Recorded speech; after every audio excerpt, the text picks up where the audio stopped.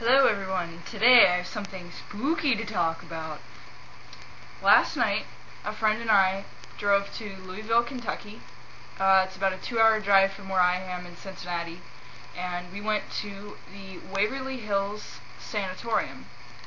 Let me read you a piece off the website about what exactly the Waverly Hills Sanatorium is. Okay, it says, in the early 1900s, tuberculosis infections were reaching epidemic proportions. Construction began in March of 1924. It opened on October 17th, 1926 to administer patients. With over 500 beds available, the state-of-the-art facility was populated with citizens of Louisville and other parts of Kentucky, as well as people from all over the United States, all of which went there in hopes of being cured of tuberculosis. This was unfortunately not the case, as thousands of people suffered and died of TB at Waverly Hills. There's also part legend, part estimation that the death toll at Waverly Hills was about 63,000. It's a huge building. It's really imposing. And last night we took a tour of it with a group. They do paranormal investigation tours from 11 at night to 4 in the morning, and so we went on those. Basically what the tour was you know, the guide told us, we split up into groups of course, the guide told us a bit about what happened on, you know, whatever floor we happened to be on, and then we'd get, you know, about half an hour to just kind of explore by ourselves. And so anyway, the purpose of this video is I just wanted to tell you guys some of the stuff that we did, and hopefully shed a skeptical light on what was really going on last night, because out of the group of probably 25 to 30 of us, Josh and I'm pretty sure we're the only ones thinking with a skeptical mind. So, alright, so first of all, there's a couple legends that happened in Waverly.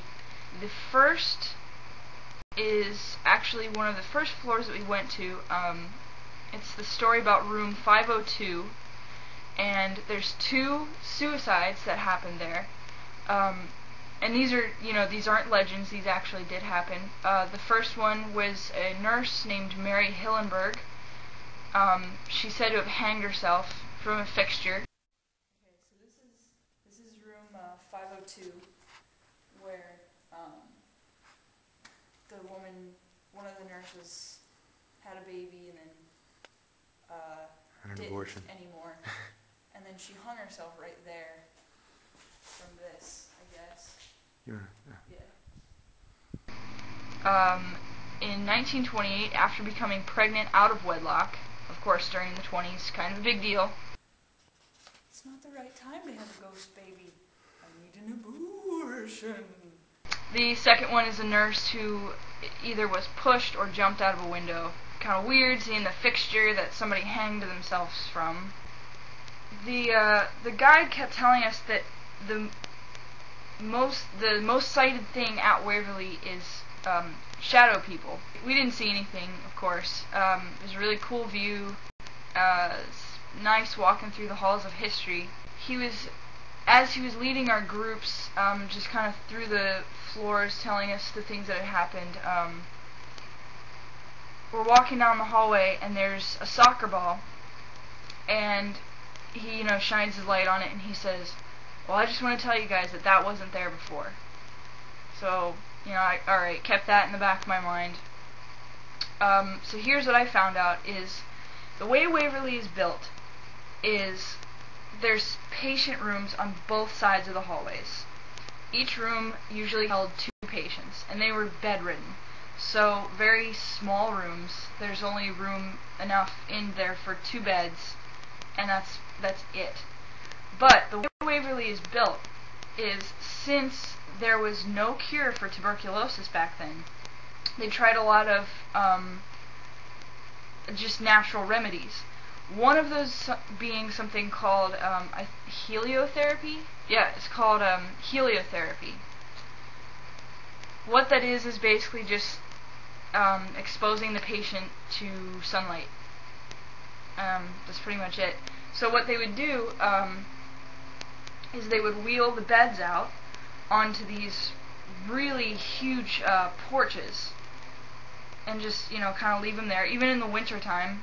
So anyway, they'd wheel these patients out onto these huge porches. They called them solariums. And, of course, there's wind going through everywhere. The other thing I forgot to mention is that Waverly is on top of a hill. So, unlike everywhere else in the northern Kentucky Valley, it's extremely windy. So, Josh and I are walking through, we find the soccer ball, and of course it's blowing back and forth. The wind is, there's a lot of wind being created there, so, that explains that one. Most of the time it was just stuff like that happened. Doors would slam,